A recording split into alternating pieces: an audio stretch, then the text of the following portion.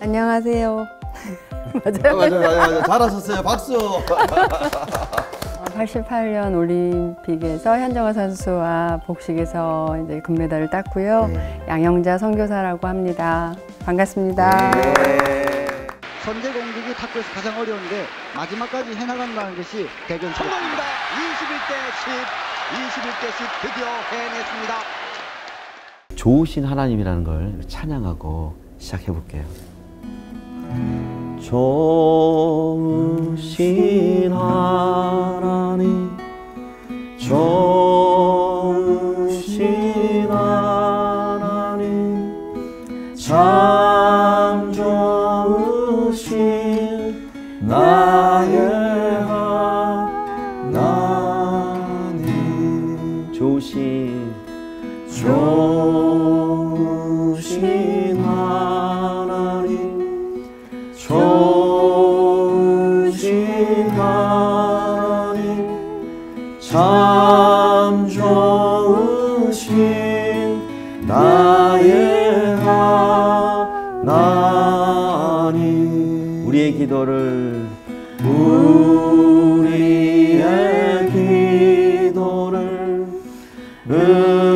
응답해 주시니 참 좋으신 나의 하나님.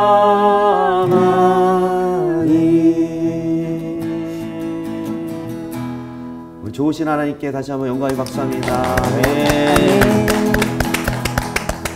선교사님 그 삶 속에서 어떨 때 정말 하나님이 그런 어떤 사연이 있으신지 뭐 어렸을 시절이나 그 얘기 좀 듣고 싶어서요. 제가 선수 시절 때 되게 팔에 부상도 있었고 간이 안 좋아서 이렇게 병원을 입원을 했을 때도 있었거든요. 네.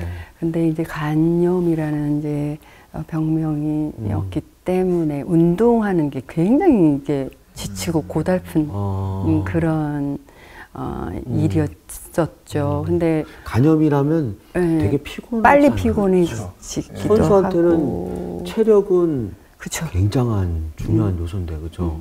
훈련을 해야 되는데 뭐 네. 이렇게 다리에 힘이 없어서 이렇게 주저앉게 된다거나 네. 또 막 밤에 너무 눈이 피곤해서 막 불빛을 못 본다거나 네. 두통에 시달린다거나 네. 아무튼 고된 훈련을 마치고 오면 유일하게 제가 위로를 받았던 게 찬양이었거든요. 제가 이제 기타를 좀 치면서 기타를 치세요? 네, 어떤 찬양을 했었냐면 그 주님이여 이 손을 꼭 잡고 가소서 라는 이제 그 찬양을 하면서 그 가사를 보면 인생이 힘들고 고난이 닥쳤을 때 주님이여 날 도와주소서 뭐 이런 내용이잖아요. 그거를 찬양을 하고 있으면 그냥 저절로 이렇게 눈물이 이렇게 나면서 은혜가 되고 위로 하나님께서 이렇게 저를 위로해 주시는 것 같은 그런 좋으신 하나님을 느끼는 그런 시간이 있었거든요.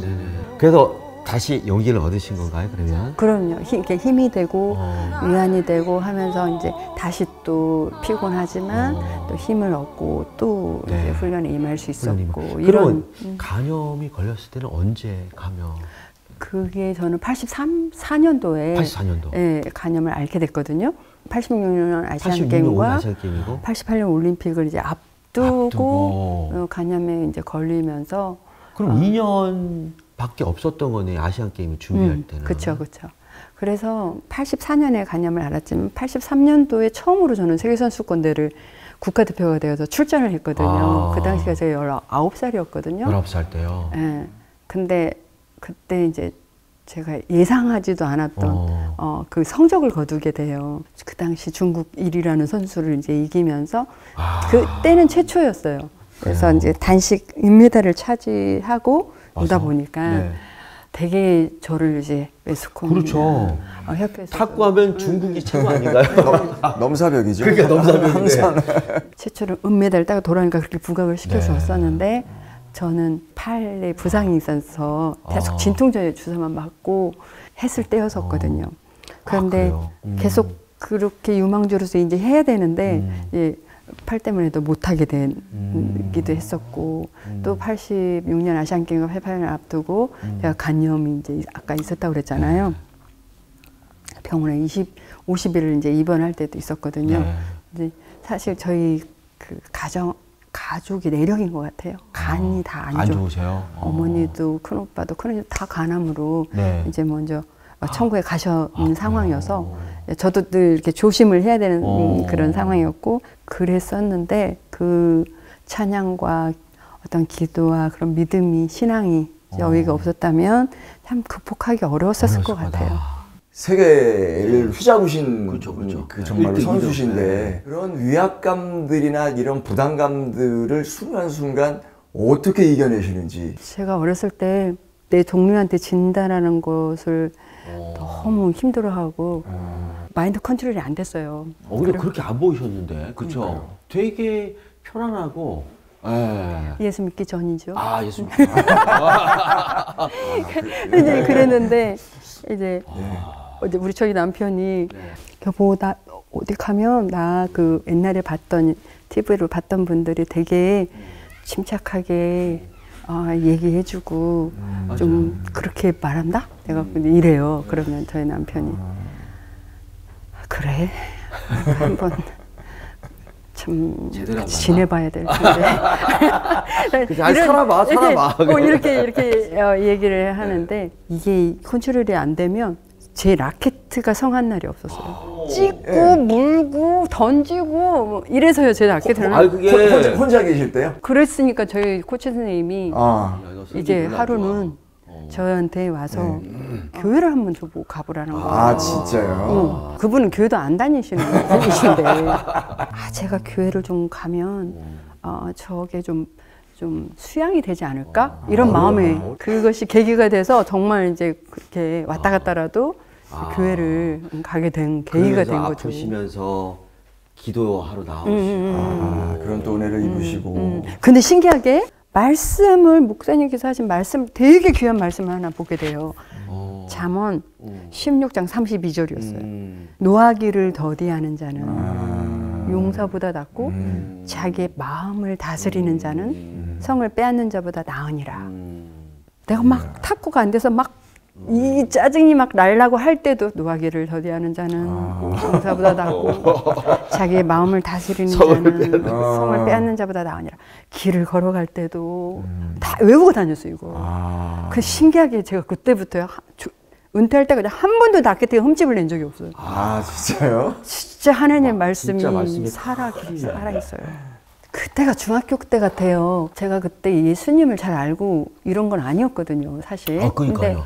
근데 그 유치원을 다닐 때부터 이렇게 미션 유치원을 다니면서 그 선생님이 항상 하나님에 대한 말씀을 하셔서 그런지 항상 이렇게 어딘가에 하나님이 계시다. 하나님이 계신다라는 생각을 하면서 이렇게 자랐었거든요. 그런데도 하나님이 나에게 예수님이 나랑 어떤 분인지는 사실 이제 모르고 그런 아셨으면 대단하신 분이에요. 그러면서 어느 교회를 이렇게 가게 됐어요. 그런데 그거 몇 학년 때요? 그게 중학교 1학년 때 같아요. 그럼 그때 탁구 시작하셨나요? 안 했나요? 했죠. 왜냐면 10살 때부터 했으니까. 늘 노래 선교단이라는. 늘 노래 선교단. 그 찬양한다고 하는데. 근데 그 라이브를 직접 보셨다는 거는 제가 고향이 전북 익산인데요. 그 당시는 이리였어요. 이리시. 맞아요. 옛날에 이리였죠. 그래서 찬양을 여러 개 하시는 중에 그 늘 노래해라는 찬양을 이렇게 하시는데 너무 이렇게 좋은 거예요. 그 찬양이. 그 노래가 너무 좋고 그 다음에 거기서 노래하시는 분들 너무 멋있어 보이는 거예요. 그래가지고 나도 크면 저런 이렇게 하는 사람들 속에 끼었으면 좋겠다. 끼었으면 좋겠다. 그런 생각이 이제 탁구는 어떻게 하시고? 그래 말이에요. 그러니까 그만큼 제가 좋아했어요. 그러니까 이렇게. 뭔가 하나님이 마음으로 나에게 주는 기쁨이 있었고 은사로 또 탁구를 하셨던 거네, 그죠? 가지고 그때부터요. 제가 그 기독교 서적을 가서 그때는 테이프였잖아요. 그 복음성가 테이프 같은 걸 사서 늘 듣고 다녔어요. 그리고 그때부터 제가 찬양에 대한 그게 열렸던 것 같아요. 아까 제가 팔에 부상이 있었다고 그랬잖아요. 근데 이게 너무 올리지도 내리지도 펴지도 구부리지도 못하니까 네. 탁구를 할 수가 없잖아요. 그래서 정형외과 갔더니 테니스 엘보라는 병명을 주셨는데 맞아요, 원장님이 맞아요. 네, 맞아. 이렇게 팔을 안 쓰면 괜찮다고 하는데 저는 계속 써야 되죠. 해야 되잖아요. 그래서 그 어린 시절에. 중학교 때. 중학교 그래서 때요. 어떻게 계속 탁구 할 수 있겠냐고 하니까 네. 이제 아플 때마다 와서 진통 주사를 맞으라고 한 거예요. 야. 그래서 이제 진통 주사를 맞으면서 저도 모르게 방과 후가 되면 집에 바로 가지 않고 이제 교회를 오게 된 거예요. 무릎을 꿇고 기도를 하는데 무슨 기도냐? 하나님 제 팔 좀 낫게 해주세요라는 거였어요. 그러고 이제 기도를 하곤 했었거든요. 네. 아플 때마다 진통 주사를 맞다 보니까 효과가 없게 된 거예요. 그렇지. 그래서 한참 해야 될 그 나이에 이제 은퇴를 할 수밖에 없어. 아무런 방법이 없는 거예요. 너무 아프니까. 너무 아프니까. 앞날이 창창한데. 이제 해야 되는데. 이제 해야 되는데. 네. 근본적인 치료도 안 되는데 진통제로 그러면 계속 계속 그런 시절을 그렇게 견디셨다는 거예요? 버텨나간 거죠. 그래서 은퇴를 할 수밖에 없다라고 생각하고 있었을 때 어느 지인이 어느 기도원을 가라고 한 거예요. 가보라고. 거기 이제 안수기도 통해서 낫는 일도 있다. 이제 그래서 안수기도만 하는 곳이 기도원인 줄 알았는데 네. 목사님이 설교를 하고 계시는 거예요. 네. 근데 이제 설교가 그 복음에 관한 그 설교이셨던 거예요. 예수님이 우리 위해서? 나랑 어떤 관계가 있는 건지 예수님이 나의 죄를 위해서 그 고통을 당하시고 십자가에 죽으시고 부활하신 그 내용을 이제 말씀하시면서 복음을 선명하게 처음 듣게 된 거죠. 그때 이제 뭐 눈물 콧물 쏟으면서 회개하고 예수님을 내 인생의 구세주로 영접하고 그때 그렇게 됐죠. 결국 고난당한 게 유익이 되신 그러니까 거네요. 고난이 유익이에요. 결국은, 예수님을 만나는 그렇게 된 상황이 되신 거예요. 맞아요. 근데 저는 이 상상을 할 수가 없는데 그러니까 진통제로 그걸 견디시면서 네. 그 선수 생활이 얼마나 그 빡세고 어려울 텐데 맞습니다. 그걸 어떻게 주사로 견디시면서 국가대표까지 가시고 좀 무식한 거예요. 그럼 이제 기도를 받으셨어요. 은혜를 받았어요. 네. 근데 저 기적과 같은 일이 일어난 거죠, 저한테. 할렐루야. 하나님이 그 안수기도를 통해 정말 고쳐주신 거예요. 아 진짜 와. 네. 정말 체험을 하시는 그걸 상황이네요. 체험을 하신 거예요. 이게 없었으면 제가 계속 탁구 선수를 계속 못했겠죠. 낫는 역사가 없었으면. 아, 그죠? 그러니까요. 이제 탁구를 다시 할 수 있게 됐잖아요. 있게 됐죠. 그랬는데 간염 때문에 그러니까. 이게 발목이 또 이제 잡히는 거잖아요. 훈련도 하고 싶은 대로 못 하고 50일 병원에서 입원해 있을 때 또 기도 제목이 이제 하나님 제가 올림픽까지만 할 수 있는 체력 좀 주세요라는 거였잖아요. 현정화 선수랑 함께 이제 복식의 조를 이제 이뤘고 진짜 중국이 뭐 최강이잖아요. 지금도 최강이고 지금도 최강이죠. 그때도 정말 최강이었는데 이제 상대의 자오지민과 첸징이라는 선수와 이제 복식에 이제 결승을 하게 되는 거예요. 그 복식. 선수랑. 네. 근데 이 선수들은 이미 단식에서 이제 금메달도 따고 이미 동메달도 딴 개인 기량으로 봐서는 우리랑 이제 차이가 좀 있는 잘하는 선수들이니까 우리가 약간 위축이 되더라고. 이제 시합을 하기 전에 현정화 선수랑 같이 기도하고 간절히 또 하나님 저희 도와달라고 이제 같이 기도하고 시합에 들어가고 했는데 시합을 하는데 이제 1대1이 갔거든요. 네. 마지막 시합을 하는데 세트수가 1대1에서 1대1에서 한 10점쯤 가가지고 네. 상대편의 그 선수들끼리 다리가 이렇게 엇갈리면서 최고 1, 2가 그런 시술을 그러면서 완전히 본인이 그 반전이 되면서 반전이 일어났구나. 그래서 이제 쉽게 21대 10이라는 점수로 이제 점수 차이를 벌려놓고 21대 10. 10이라는 거기서부터 이제 힘을 대단하네. 못 쓰더라고요. 완전히 이제 그냥 이거 완전히 페이스를 하나님이 잃었군요. 그죠? 골리앗을 쓰러뜨리듯이 한 방에 갔네요. 돌이켜 보니까 네. 그렇게 하는 역사 해주셨구나라는 거 깨달을 수 있었죠. 탁구가 또 엄청 붐이었어요. 맞아요. 엄청 저희 붐이었어요. 학창 시절 때 네. 탁구장이 엄청 많았어요. 그냥 진짜. 동네에 맞아요. 탁구장 많아서 네. 학교 끝나면은 탁구장을 엄청 많이 갔어요. 올림픽에 이제 금메달을 또 남자에서는 유남규, 기태기 금메달을 따면서 탁구장에 공이 없었대잖아요. 공을 구할 수가 없었대. 네. 근데 사실 알고 싶은 게요. 엄청난 책임감. 많지 않았나요? 왜냐면 우리나라에서 열렸는 데다가 맞아요. 탁구에다가 올림픽 때는 분명히 한국 여자 탁구 복식에서는 금메달 딸 거다 이렇게 기대를 하고 있었어요. 금메달 하나는 따낼 수 있는 효자 종목이다. 막 이렇게 먼저 막 그러면 매스컴이 엄청난 무게감이 그러니까 올라올 수 부담이 있잖아요. 그랬는데 현정화 선수랑 저는 세계 선수권대회에서 복식에서는 이미 금메달도 따봤고 네. 둘이 마음이 딴 데 있었어요. 왜요? 어디 있었냐? 개인 단식에 있었어요. 저는 단식에서 세계선수권대회에서 은메달만 2번 땄거든요. 그리고 또 88년 올림픽 끝나면 저는 은퇴를 이제 할 거란 말이죠. 기회가 없으니까 단식에서 한번 금메달을 따고 싶었던 거예요. 그랬는데 현정화 선수도 87년 세계선수권대회 단식 금메달을 딸 거라고 매스컴에서 많이 얘기했었어요. 근데 못 땄었거든요.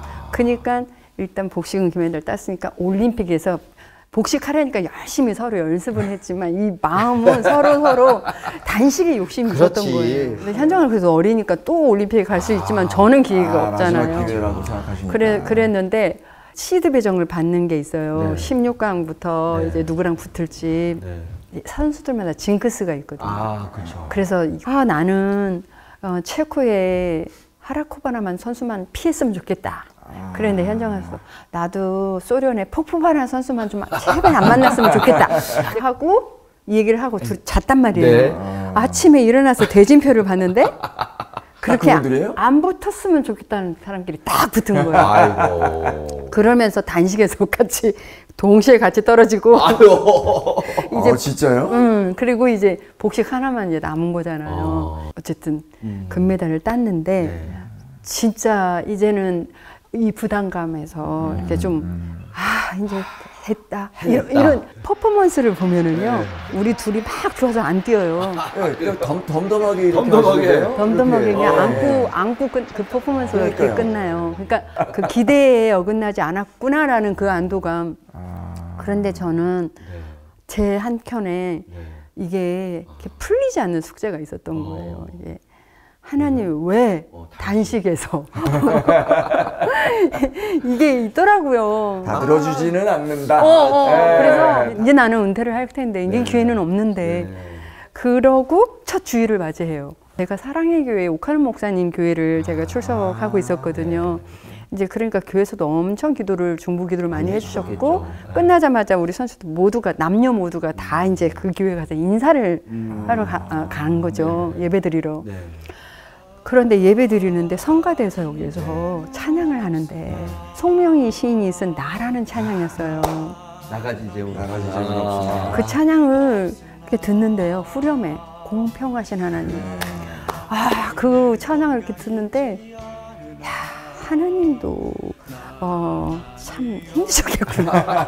현정화 선수도 단식에 금메달을 원했을 것이고 나도 원했을 텐데 이 복식에서 이게 동등하게 금메달을 주시는 이 공평하신 하나님이 이게 떠오르게 되더라고요.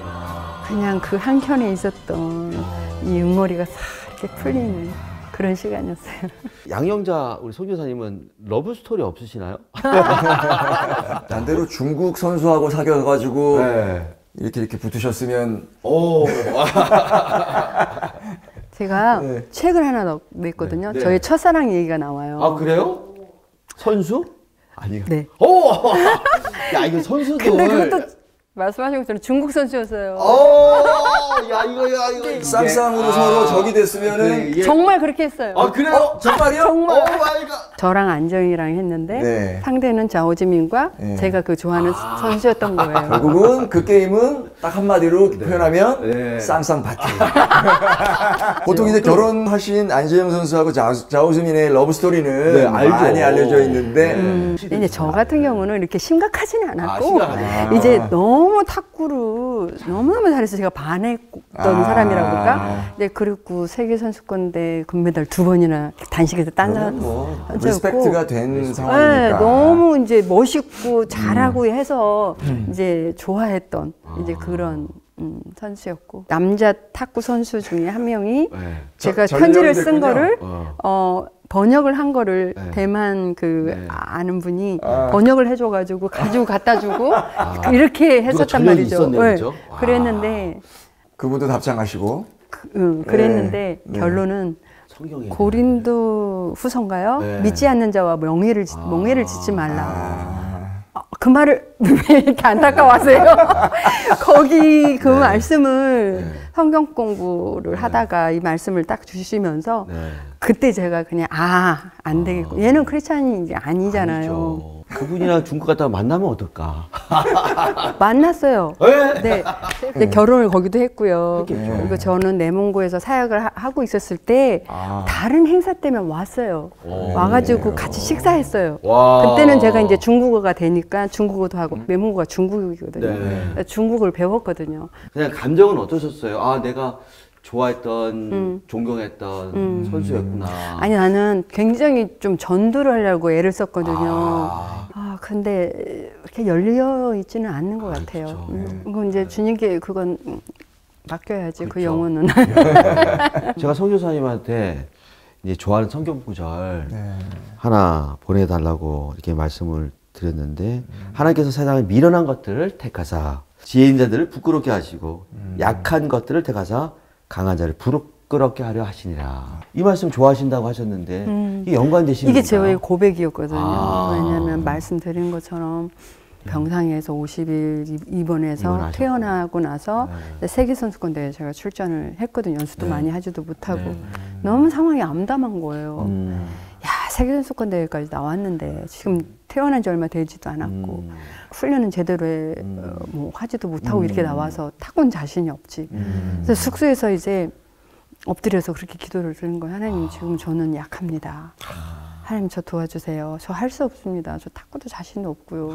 그러면서 엎드려서 이렇게 기도를 드렸는데, 그 대회에서 아까 말씀드린 것처럼 복식에서 금메달 땄죠. 단식에서 은메달을 땄죠. 혼합복식은 그 아까 안재영이랑 비록 3위를 했지만 어쨌든 3위 했죠. 짝짝했네. 그리고 단체전에서 중국에 지긴 했지만 은메달 4종목을요 다 입상을 한 거예요.